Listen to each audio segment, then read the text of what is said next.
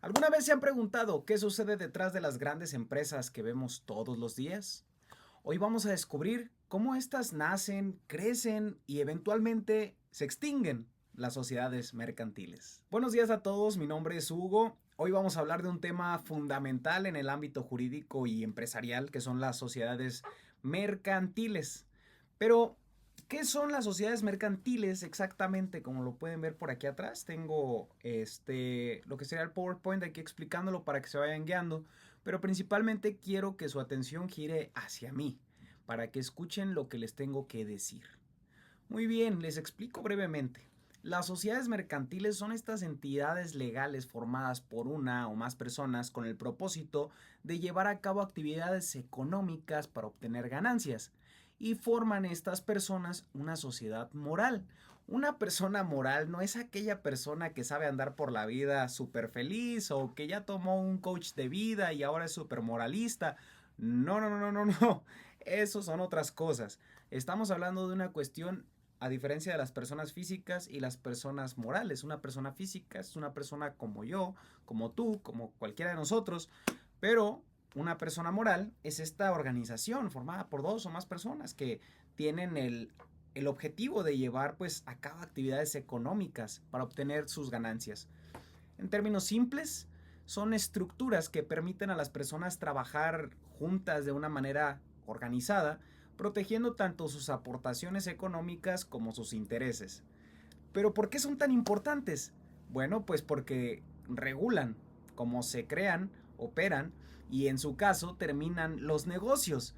Esto es clave para mantener ahora sí la confianza entre socios y proteger sus derechos dentro de un marco legal o jurídico en este contexto. Aquí vamos a conocer en este video sus tipos, características y cómo funcionan. Así que vamos a verlo. Muy bien, tenemos los tipos de sociedades mercantiles e integración. Como vemos aquí, en la parte de atrás tenemos lo que serían sociedades en nombre colectivo, sociedad comandista simple, sociedad anónima, pero son mínimos ejemplos de los muchos que hay. Muy bien, estas sociedades mercantiles son reguladas por la Ley General de Sociedades Mercantiles y existen varias. Por ejemplo, está también la sociedad anónima, que sería la cuando vemos al final SA, que es una de las más famosas, son las sociedades anónimas de capital variable, que los vemos en muchos lados.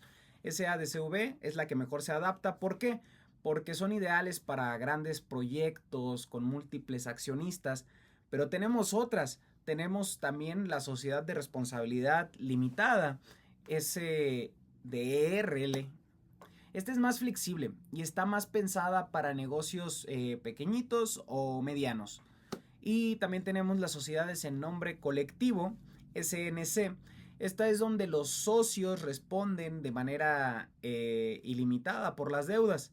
Tenemos las sociedades en comandita simple, SCS, y por acciones, que serían las SCA, que combinan socios con una responsabilidad limitada e ilimitada. Y también tenemos las sociedades cooperativas, que se basan en la ayuda mutua entre sus miembros. Un ejemplo que yo sé que muchos pondrían es obviamente la cooperativa Pascual, de los refresquitos de Pascual. Esa es una de las sociedades cooperativas que existen. Ahora bien, ahora nos queda claro cuáles son los tipos de sociedades mercantiles y de integración, pero ¿cómo se integran? Todas estas sociedades de ley requieren un acuerdo inicial entre los socios, que es conocido como este trato social o contrato social. Aquí se establecen reglas de funcionamiento. Después deben registrarse ante el registro público del comercio para operar legalmente. Y pasamos a una siguiente exposición, que serían las características principales y los tipos de socios. Muy bien, analicemos ahora las características principales de estas sociedades y los tipos de socios que las conforman.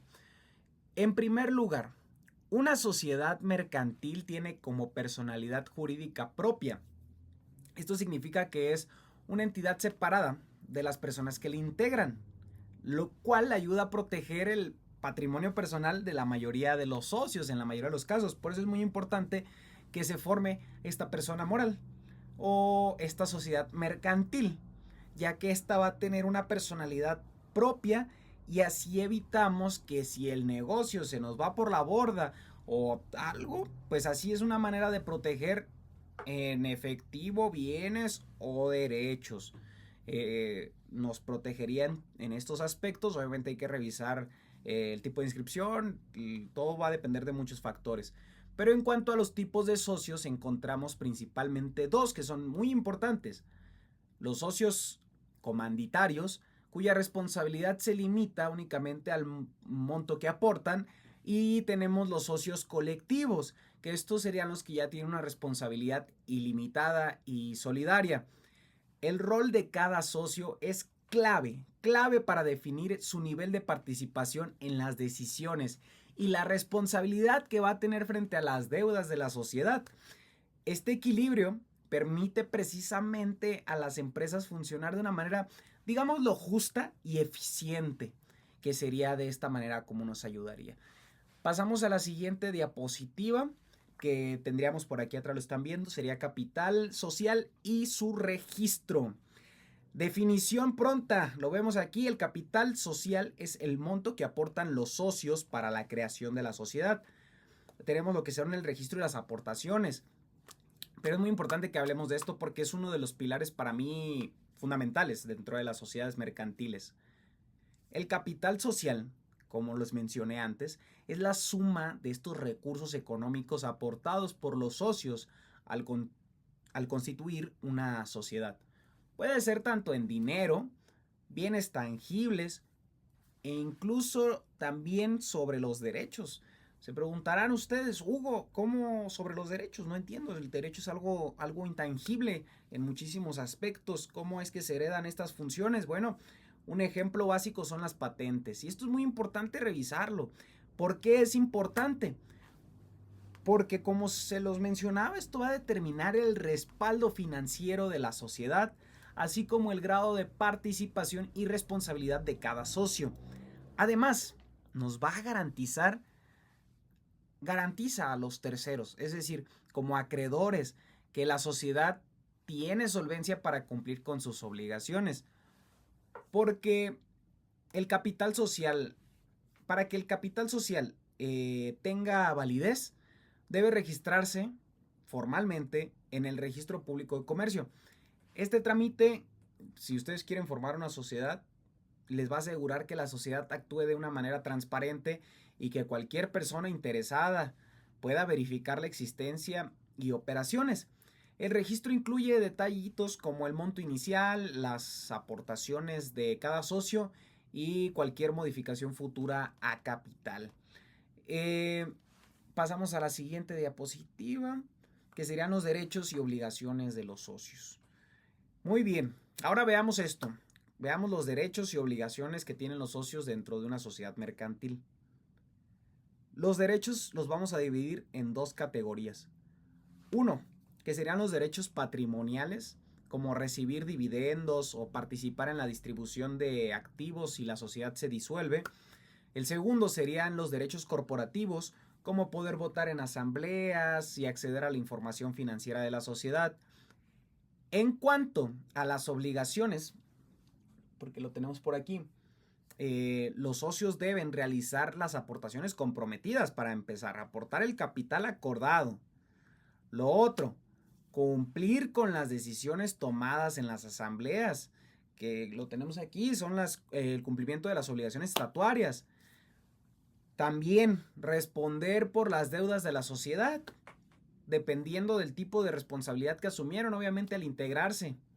Y por ahí tengo el último, que sería mantener la confidencialidad. Es muy importante mantener la confidencialidad, ya que en una sociedad mercantil, una sociedad civil, cuando se forma una persona moral, pues obviamente tiene que haber este hermetismo.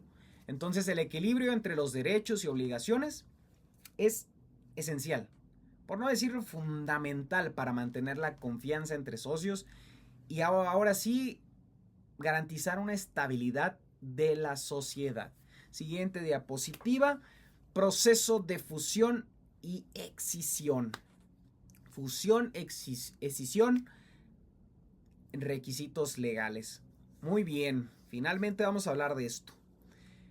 ¿Qué son los procesos de fusión y escisión? ¿Qué es lo que permiten? ¿Cómo funcionan? Bueno, estos mismos permiten a las sociedades adaptarse a los cambios estratégicos.